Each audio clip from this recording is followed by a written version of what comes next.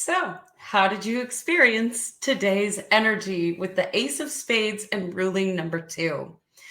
This morning in Mystic Messages, Joy and Jonah invited us into a deeper awareness of our connection with the divine and really questioning as to whether we're choosing to partner with the divine and co-create, or if we're merely touching on the edges of divinity to get what we want. And I remember several years ago, I was not involved in the spiritual realm at all.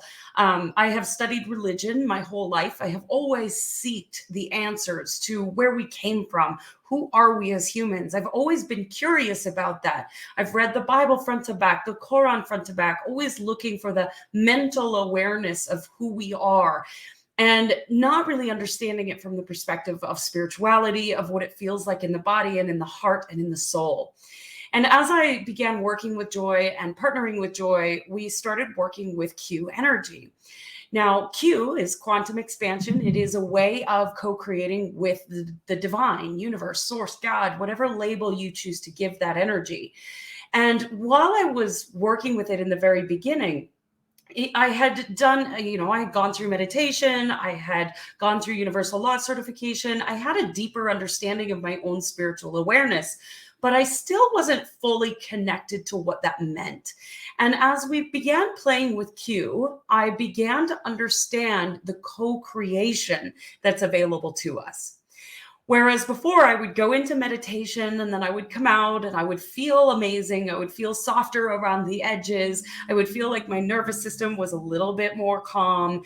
I would still go out and try to control my physical reality, not understanding that when we focus inward and we focus on our connection with source, God, universe, whatever label, then we begin co-creation.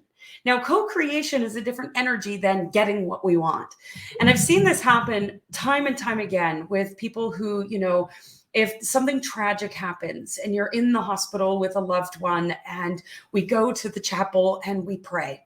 And we pray and we start bargaining with God. We start saying, if you just let them live, then I promise I will go to church every day, or I will do this. I will devote my life to doing this.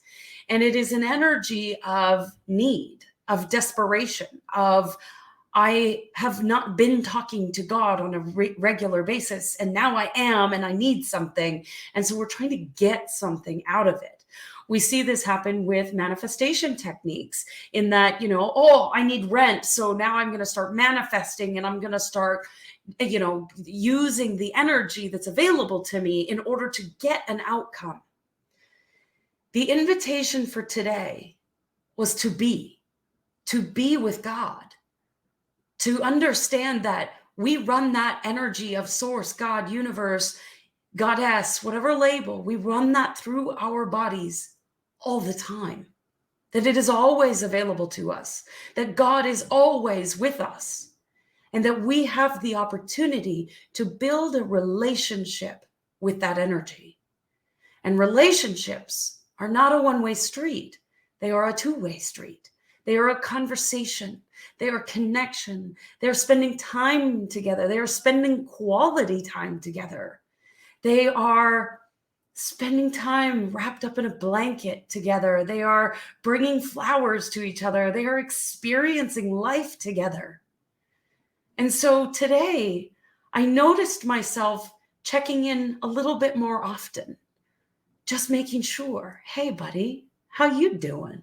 You still here? Oh, yeah, you still here. I could feel the universe supporting me all day.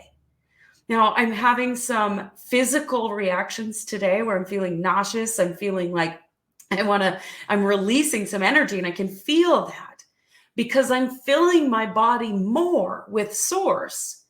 There are things in my body that are clearing out that don't belong there because they were separate from God. And so I'm feeling that sensation rise up, and there's nothing wrong. There's nothing that I need to do other than let it rise up and leave, and to call more source into the body, to be in co-creation with source, to be in relationship with source. And so I gave myself a little bit more space today. I spent more time running CoCreation today. I actually got to get outside and go for a walk today because it was beautiful and sunny and warm. And that right there is an ultimate connection to source. So I'm curious, how did you experience today? Did you feel a need to connect with God in order to receive some sort of outcome of rent money or money to pay a bill, or, oh, Joy said, so I need to go connect? Or did you feel inspired to just give quality time to that relationship? Even though it is an unknown, unseen relationship, it is still a deep, powerful relationship. So think about how you spend time in your relationships with your loved ones. Are you on your phone, kind of ignoring them, not really spending quality time? Or are you fully engaged and connected, fully present in that moment with that other human or that other energy?